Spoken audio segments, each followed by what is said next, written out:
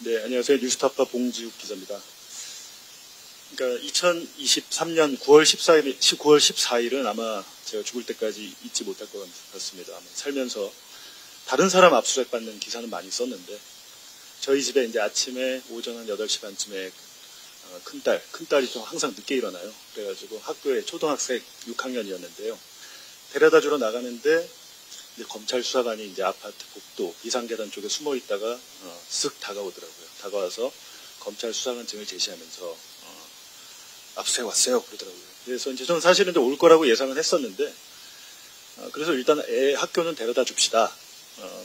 뭐 만약에 제가 증거를 인멸할 것 같으면 걱정이 되시면 같이 가십시다. 근데 죽어도 안 된다 그러더라고요. 그래서 어쨌든 그날 아침 상황에서는 예상은 했지만 막상 또 현실이 되니까 굉장히 많이 당황스러웠고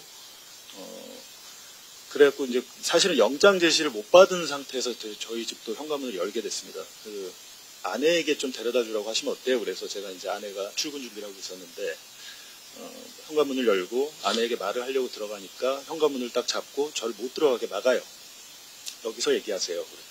여기서 그러니까 제가 아내를 불렀고 아내가 나왔지만 결국에는 이제 뭐 그 굉장히 혼란스러운 상황에서 이제 아이는 이제 혼자 뭐 학교를 갔고 아내는 화장을 하고 있는데 이제 영장을 제시 못 받은 상태에서 저희 집 현관문을 검찰 수사관 한 명이 잡고 있고 영장을 다 보여달라라고 하니까 갖고 올라올 겁니다. 그래요. 갖고 올라올 겁니다. 보니까 지하에 한 6명 정도가 있었나 봐요. 검사를 포함해서. 그래서 한 그 대치 상황이 한 15분 정도 됐습니다. 대치 상황이 15분 정도 된 이후에 검사가 다른 수사관들이 같이 와서 비로소 이제 집에 들어가서 식탁에 앉아서 영장을 보게 됐는데 일을 당해보면 아시겠지만 사실 그 영장의 글자가 눈에 잘 들어오지 않습니다.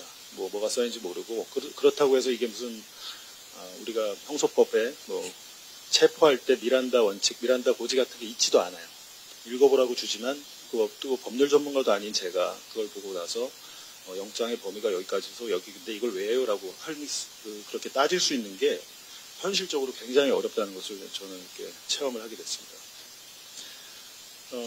제가 나중에 알았는데 저희 집에 이제 검사와 수사관이 9명이 왔고요. 동시에 저희 한상진 기자 집에 한 5명 정도가 갔습니다. 제가 이제 상대적으로 제가 주범이구나라는 걸 느꼈는데 굉장히 집요했어요. 왜 집요했냐면 아침에 영장을 제시하고 휴대전화가 영장에 포함되어 있습니다라고 하더니 제 휴대전화를 가져갔는데 제 휴대전화는 그때 갤럭시 S22였습니다. S22고 아마 비밀번호는 제가 이제 하도 복잡하게 걸어놔가지고 몇 자리인지는 잘 기억이 안 나는데 아마 25자리에서 30자리 사이로 대문자와 소문자 특수기호를 섞어서 해놨었는데 저 혼자인 상황이었어요. 왜냐하면 또 뉴스타파가 뭐 그렇게 넉넉한 조직은 아니라서 변호사들을 많이 이렇게 선임하지 못했습니다. 그 선임된 변호사가 저희 집으로 택시를 타고 오고 있는데 갑자기 회사로 또 검찰 수사관들이 들이닥친 거예요. 그러니까 저희 집에 오고 있던 변호사가 회사로 갔습니다. 회사가 급하잖아요. 그래고 저는 사실 이제 혼자서 압수수색을 받았습니다. 한 9시간 반 정도를 받았고요. 근데 아침에 특이했던 상황은 휴대전화를 줬어요. 줬는데 제 휴대전화는 이제 지문으로 잠금이 돼 있었고 지문 잠금이 여러 번 실패하면 비밀번호 25자리 이상을 눌러야 되는 상황인 것이고 근데 제가 이제 방에서 여자 수사관, 여성 수사관, 남성 수사관들이 안방, 동시다발로 다 뒤지기 시작하는데 한번 들어가 봤다 왔더니 식탁에 앉아있던 그 검찰 수사관이 제 휴대전화를 보고 있어요. 그래갖고 뭘 보나 했더니 텔레그램 방. 저희 뉴스타파 조직의 그 텔레그램으로 주로 소통을 하는데 텔레그램 방을 보고 있어서 아니 이걸 어떻게 보고 있습니까? 라고 하니까 말을 못합니다. 당신 이거 휴대폰 어떻게 열었어요? 그래 말을 못해요. 그래갖고 딱 보니까 그 수사관 우측 식탁에 실리콘 골무 같은 게 있더라고요. 근데 제가 기억하기로 갤럭시 휴대전화가 실리콘 골무의 지문이 뚫려서 굉장히 크게 뉴스가 됐던 적이 기억이 났습니다. 그래서 혹시 이걸로 지문을 열었냐? 라고 했더니 대답을 하지 못합니다. 근데 그 수사관의 목걸이에는 바디캠이 있었어요. 바디캠이 있고 자기의 휴대전화를 저희 거실 창문에 놔뒀기 때문에 전체적인 상황이 다 녹화가 되고 있었습니다. 그리고 저희 거실에 또 저희가 그 CCTV 카메라 하나 해놓은 게 있는데 그거를 오자마자 먼저 끄더라고요. 자기들의 이제 하는 행동들이 녹화가 될 거를 우려했는지. 그래서 이제 그런 상황이 있었고 저도 처음 당해봤기 때문에 이게 무슨 상황이지라는 게 너무 정신이 없는 거예요. 뭐 9명 가까이 와서 뭐 집안을 막 쑥대밭을 만드니까 정신이 없던 상황에서 그 수사관이 계속 제 휴대전화를 보면서 열면서 뭐 텔레그램이랄지 페이스북이랄지 모든 것을 열면서 자기 휴대전화로 찍더라고요. 찍어서 계속 어딘가로 보냈고, 당신 지금 이거 어디로 보내는 거냐 하는데 대답을 안 하죠. 그러니까 아마 반부패 수사본부로 보냈겠죠. 그리고 심지어 그 중간에 제 휴대전화를 들고 잠깐 나갔다 오기까지 해요. 그래서 아침 8시 45분쯤 압수된 휴대전화가 그 압수액이 끝날 때쯤인 오후 5시 반에 봉인이 됐습니다. 그 휴대전화는 계속 열려 있었고 이 수사관이 계속 열람을 했고 심지어 촬영을 했고 어디론가에 보냈고 보고를 하는 정황들이 다름 아닌 그 수사관의 바디캠에 다 찍혀 있겠죠. 근데 그 이후에 이제 그 휴대전화가 열리다 보니까 휴대전화가 꼭 지문 잠금에서 열렸다고 해서 포렌식이 되는 보장은 없다고 합니다. 그래서 저한테 계속 비밀번호를 알려달라고 계속 욕을 하더라고요. 그래서 이제 저는 한동훈 장관도 안 알려줬는데 내가 왜 안 알려줘야 되냐라고 이렇게 응수를 했는데 계속 요청을 했지만 거부하니까 중앙지검에서 포렌식 수사관 2명이 더 왔습니다. 장비를 들고. 그래서 이게 휴대전화가 열려는 있지만 뭐 되는지 해보겠다고 그래서 늦어진 거거든요. 근데 결국에 또 안 됐어요. 가져온 장비로 안 돼서. 근데 이 검사와 수사관은 제 휴대전화가 만약에 자신들의 실수로 다치면 다시 열어야 되잖아요. 그 지문이나 이런 걸 이용해서. 다칠까봐 얼마나 전전긍긍했는지 휴대전화에 연결을 해서 휴대전화가 다치지 않게 하는 장비가 또 따로 있더라고요. 그걸 가지러 수사관 2명이 인천공항을 갔습니다. 그 장비가 인천공항에 있대요. 그래갖고 인천공항에 가서 그 장비를 가져와서 제 휴대전화에 연결을 하고 그리고 이게 또 이제 그 휴대전화가 배터리 소진이 돼서 꺼지면 안 되잖아요. 무선 충전에 대한 동의를 쓰라고 해서 또 썼죠. 근데 사실상 그 상황에 보면 뭐 크게 거기서 현장에서 다툰다고 해서 제가 항의한다고 해서 그게 하지 않을 분위기는 아닙니다. 그래갖고 어찌됐든 휴대전화는 그렇게 봉인이 됐고 그런 과정이 있었는데 이제 한 2주 후인가요? 그래갖고 대검 포렌식 센터로 왔습니다. 이제 갤럭시 한 S22, 23 이상만 돼도 포렌식이 힘듭니다. 제가 이제 이번에 저도 알게 된 거죠. 꼭 아이폰이라고 해서 안 되고 뭐 갤럭시라고 해서 되는 건 아닙니다. 지금 갤럭시의 최신 휴대전화들도 아마 포렌식 할 수 있는 그 기술이 아직 나오지 않았다고 하더라고요. 그래서 제 휴대전화는 이제 원래는 지금 다른 기자들은 전부 다 중앙지검에서 포렌식을 했는데 저만 이제 대검 포렌식 센터로 갔죠. 대검 포렌식 센터 가니까 포렌식을 바로 할 줄 알았더니 그 테이블에 삼각대와 캠코더를 딱 얹혀놓고 저를 기다리고 있어요. 이게 만약에 포렌식을 시도했다가 잘못하면 휴대전화가 먹통이 되니 일단 좀 촬영을 해놓겠다고 그러더라고요. 근데 그때는 변호사가 있었는데 제가 이번에 보니까 대다수의 검사와 수사관들 또 이 포렌식에 대해서는 잘 모릅니다.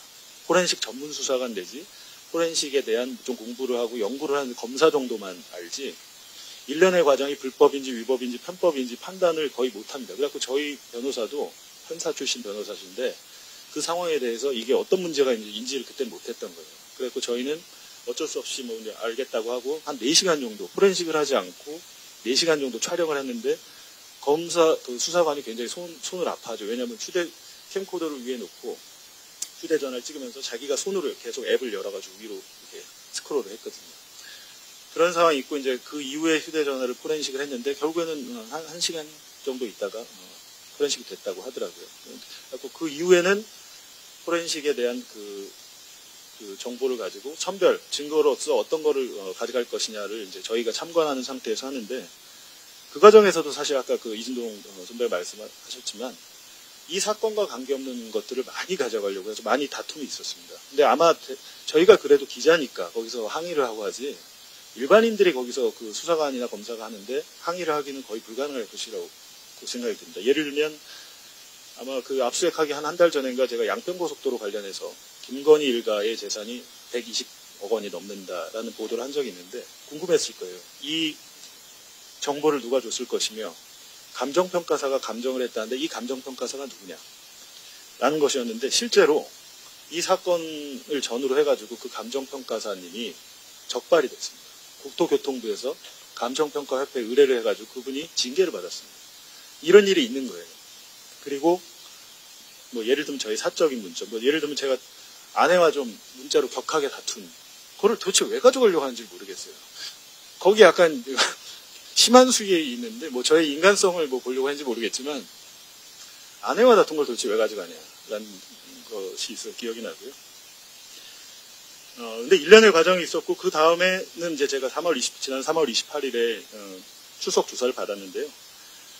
그때 당시 이제 제가 그게 생각났습니다. 사실은 오늘 이 자리가 있었던 것도 제가 보기에는 이진동 선배의 그 디넷 그 휴대전화 전체 정보 관련 심지어 피의자 신분에서 막 취재를 하셔가지고 그 일이 아니었으면 아마 이 자리가 없었을 거라고 생각합니다.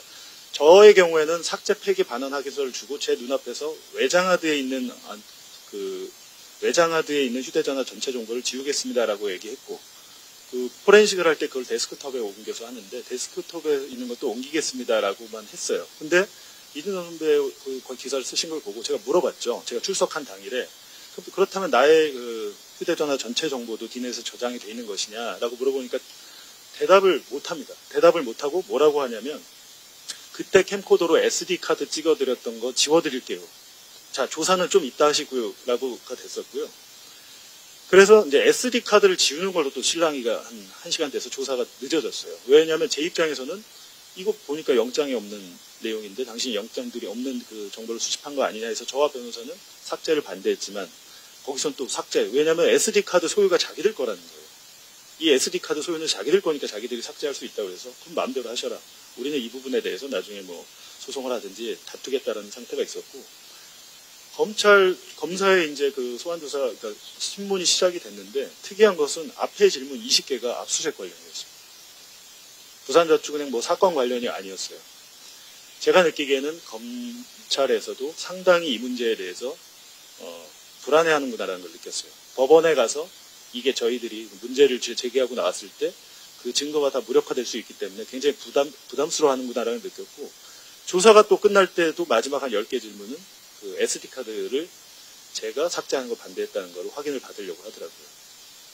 그만큼 이제 그 여러 가지가 있었는데 제가 이제 이번 사건을 보면서 느낀 것은 이번 사건에 그 기자들 6명 이상이 지금 관계되어 있는데 압수수색을 받았고 하지만 모든 과정이 다 다릅니다. 예를 들면 저 같은 경우는 집에서 제가 저희 카메라 기자가 왔었지만 일체 촬영을 못하게 하고 카메라 기자가 심지어 화장실을 가야 되는데 화장실을 못 들어오게까지 했는데 한상진 기자의 자택은 저희 카메라 기자가 다 촬영을 또 했어요. 그러니까 아무런 원칙이 없습니다. 촬영을 못하게 하는 이유도 없는 것이고 그냥 검사 마음인 것이죠. 여러 가지 과정이 있었고 그리고 예를 들면 그 뭐 허재영 기자 같은 경우는 현관문을 뜯었더라고요. 어떤 원칙에 있어서 이렇게 되는 것인지 그리고 포렌식 선별 절차를 하면 휴대전화를 돌려줘야 되는데 안 돌려주니까 신학림 전 뉴스타파 전문위원 같은 경우는 법적으로 문제 제기를 하겠다고 하니까 그때서야 돌려주고 제 휴대전화 같은 경우는 뭐 올해 1월쯤에 그러니까 뭐 그 포렌식하고 한 3, 4개월 있다가 또 받았거든요. 제가 이제 물어봤더니 그런 기준은 없고 모든 것은 검사의 마음입니다. 이거를 디넷에 저장할지 안 할지 또 조차도 검사의 마음이고 제가 또 그 이후에 또 알아보니까 뭐 예를 들면 재작년에 TV조선 재승인 사건 관련해서 뭐 한상혁 방통위원장 등 여러분들이 받으셨는데 제가 전화해서 한번 물어봤어요. 대검 예규에 있다는 이 삭제 폐기 반환 확인서를 받으셨습니까? 라고 물어봤는데 단 한 분도 포렌식 선별 절차가 끝나고 삭제 폐기 반환 확인서라는 걸 받지 못했다라는 것입니다. 그러니까 어떻게 보면 이번엔 기자들을 수사하면서 자기들이 예규를 지키려고 일부 노력을 했던 것 같지만 여태까지 그냥 일반 국민이나 다른 사건에 있어서는 이런 반환 확인서조차도 주지 않았구나 라는 것을 느꼈고요. 끝으로 말씀드리면은 아까 말씀드렸지만 미란다 원칙 같은 경우에는 피의자의 권리를 고지를 하게 돼 있잖아요. 묵비권을 행사할 수 있고 변호사를 선임할 수 있고 하는데 압수수색 때는 피의자에 대한 권리 고지가 없습니다. 저는 이게 되게 심각한 문제라고 생각하고요. 예를 들면 그 불법한 체포를 했을 때는 그 체포 자체가 무효가 되는 상황이듯이 이번에 특례법이나 아니면 형사소송법 244조에 추가를 해서 압수수색할 때 전자정보에 대해서 압수수색할 때 피의자로 하여금 비밀번호 제공을 거부할 수 있는 권리 이런 것들을 알려줘야 됩니다. 왜냐하면 제가 좀 취재를 해서 알아보니까 대부분은 검사와 수사관이 윽박 지르면 비밀번호를 알려주고 있습니다. 알려주지 않아도 되는데 그게 나의 권리라는 걸 모르는 거거든요.